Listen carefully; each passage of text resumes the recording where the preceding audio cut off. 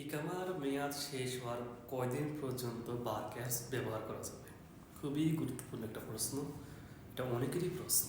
আপনারা অনেকেই এই ভুলটা করে থাকেন। শুনেন, অনলাইন কিছু ব্যাংকিং অ্যাপস রয়েছে যেগুলো আপনার ইকামার মেয়াদ শেষ হওয়ার পরপরই অফ হয়ে যায়।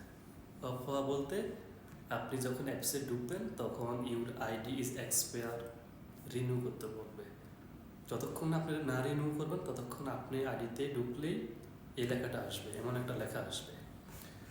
কিছু কিছু অ্যাপস রয়েছে বা কিছু কিছু কিছু গ্রাহক রয়েছে যাদের জন্য ইকামার মেয়াদ শেষ হওয়ার 10 দিন, 15 দিন, 1 মাসও ব্যবহার করা যায়। আবার কিছু কিছু মানুষের ক্ষেত্রে ব্যবহার করা যায়ই না। আপনারা কী করবেন?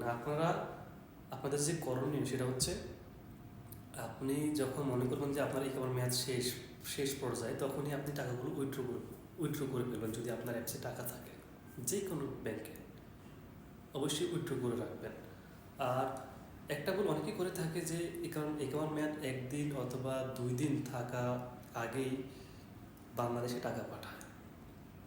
তো আপনার মনে রাখবেন যে বাংলাদেশে টাকা পাঠাতে হলে, ব্যাংকে টাকা পাঠাতে হলে অবশ্যই 3 বিজনেস ডে লাগে, 3 দিন অবশ্যই টাইম লাগে।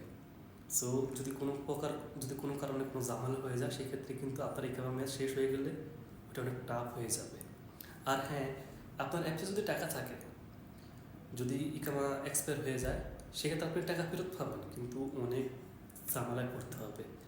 অনেক রকমের সিস্টেম আছে, তাদের সিস্টেম মতো আপনাকে টাকা তুলতে হবে। এটা অনেক লং টাইমের ব্যাপার। সো আশা করি আপনারা ইকামার মেয়াদ শেষ হওয়ার আগেই আপনাদের যদি অ্যাপসে টাকা থাকে আপনারা উইথড্র করে রাখবেন। আল্লাহ হাফেজ।